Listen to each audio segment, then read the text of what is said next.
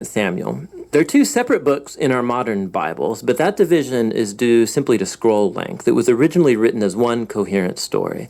We're just going to cover the book of 1 Samuel in this video. So after Israel was rescued from slavery in Egypt, they made a covenant with God at Mount Sinai and eventually came into the Promised Land. And there, Israel was supposed to be faithful to God and obey the covenant commands.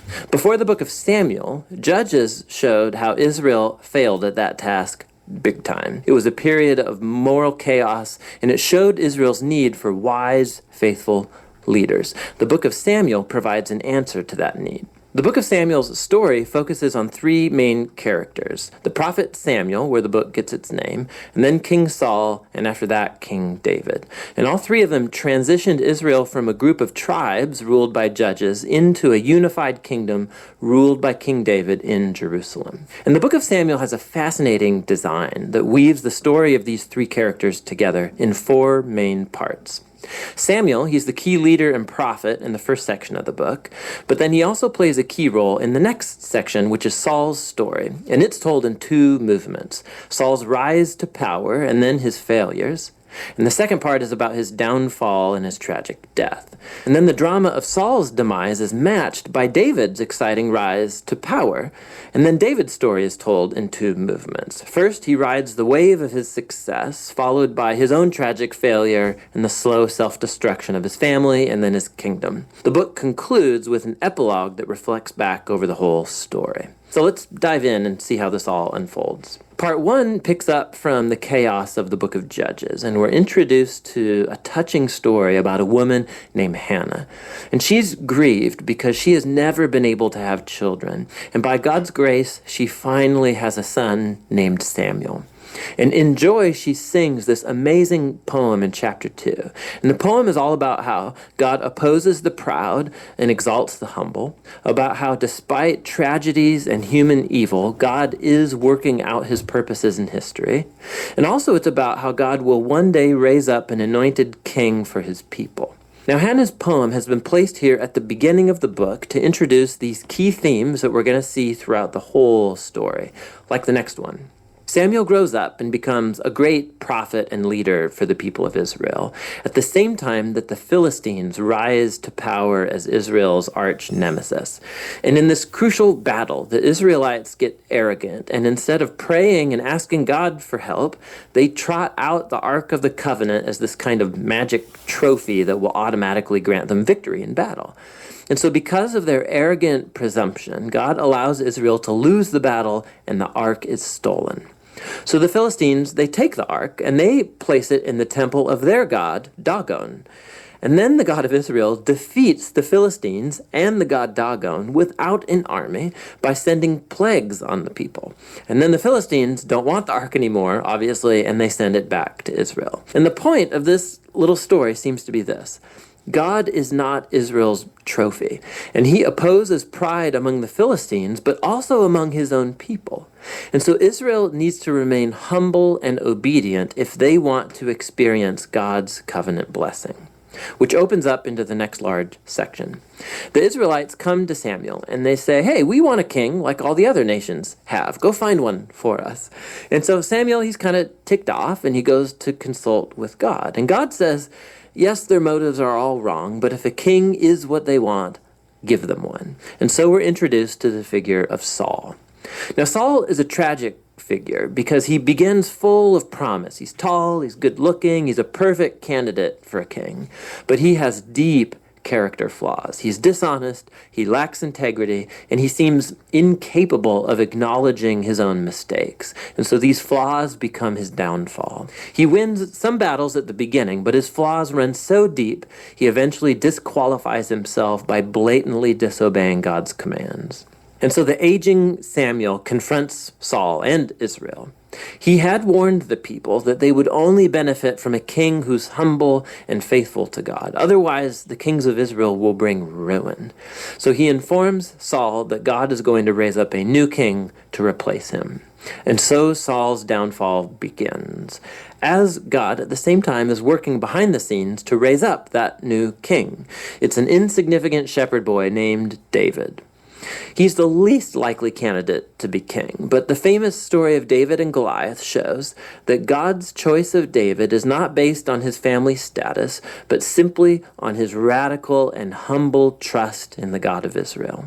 And so this story embodies all of the themes of Hannah's poem.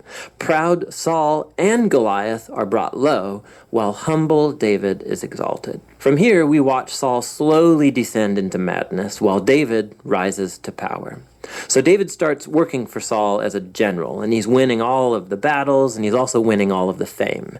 And so Saul gets jealous, and he starts chasing David around, hunting him, trying to kill him. David's done nothing wrong, and so David simply runs and waits in the wilderness. And here we see David's true character. He has multiple opportunities to kill Saul, but he doesn't.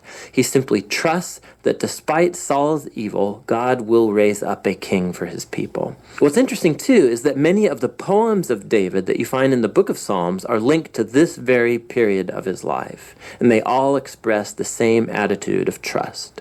And so this section of the book ends with Saul coming to a grisly death after losing a battle with the Philistines. 1 Samuel tells some of the most intricate, well-told stories you find anywhere in the Bible. And the characters Saul and David, they're portrayed very realistically. And the author's putting them forward as character studies so that you can find yourself in them. So in Saul's story, we see a warning. It's crucial that we reflect on our own character flaws and how they harm us and other people.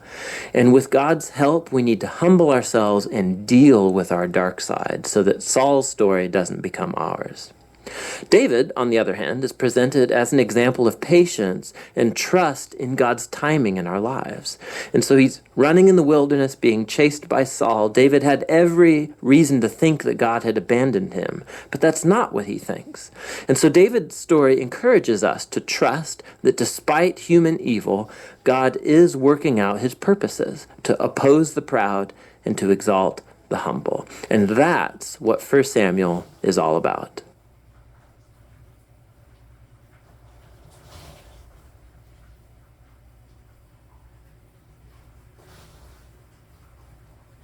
The book of 2 Samuel. Check out the video on 1 Samuel where we were introduced to the book's three main characters, Samuel, Saul, and David, and then also to the book's literary design, which first introduced Samuel and then traced the rise and fall of King Saul in contrast to the rise of King David. 2 Samuel tells the story of David as Israel's king, and in two movements. There's a season of success and a blessing, followed by a huge moral failure and then its sad consequences. And then the book ends with this well-crafted conclusion that reflects back on the good and the bad in David's life, generating hope for a future king to come from his line. So 2 Samuel picks up after Saul's death, and David surprises everyone by composing this long poem where he laments the death of the very man who tried to murder him. And so once again, the author, he's presenting David's humility and compassion. He's a man who grieves the death even of his own enemies. After this, David experiences a season of success and God's blessing. All of the Israelite tribes, they come to David and then they ask him to unify all the tribes as their king. And so the first thing David does as king is to go to the city of Jerusalem. He conquers it, and he establishes it as Israel's capital city, which he renames as Zion. And from there, David goes on and he wins many battles and expands Israel's territory. Now, after making Jerusalem the political capital of Israel, he wants to make it their religious capital as well. And so he has the Ark of the Covenant moved into the city. And then in 2 Samuel 7, he tells God, now that Israel has a permanent home, he thinks that God's presence should also get a permanent house. So he asks if he can build a temple for the God of Israel. But God says to David, thank you for that thought, but actually I'm going to build you a house, a dynasty. Now, 2 Samuel 7, this is a key chapter for understanding the storyline of the whole Bible, because God here makes a promise to David that from his royal line will come a future king who's going to build God's temple here on earth and set up an eternal kingdom. And it's this messianic promise to David that gets picked up and developed more in the book of Psalms and also in the books of the prophets. And it's this king that gets connected to God's promise to Abraham. The future messianic kingdom will be how God brings his blessing to all of the nations. And it's right here, in the midst of all this divine blessing, that things go horribly wrong. David makes a fatal mistake. Not fatal for him, but for a man named Uriah, one of David's prize soldiers. So from his rooftop, David sees Uriah's wife, Bathsheba, bathing. David finds her, he sleeps with her, gets her pregnant, and then he tries to cover the whole thing up by having Uriah assassinated and then marrying her. It's just horrible.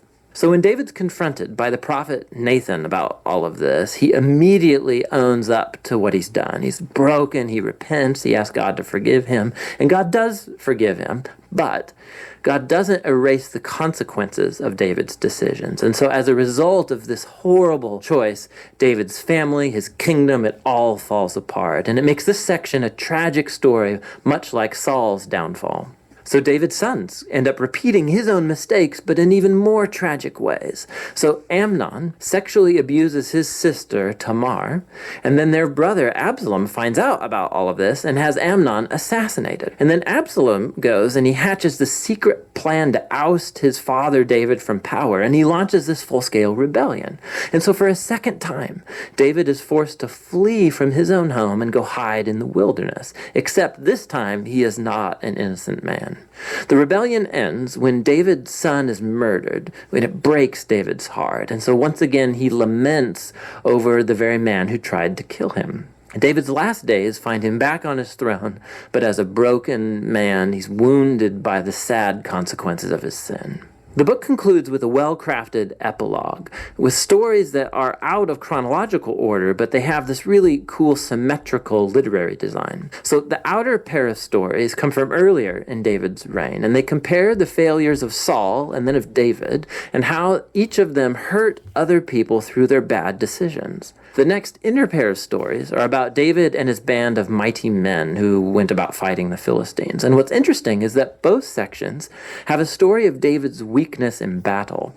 So in contrast to the victorious David of chapters 1 through 9, here we see a vulnerable David who's dependent on others for help. The center of the epilogue has two poems that act like memoirs, and David reflects back on his life. And he remembers times when God graciously rescued him from danger.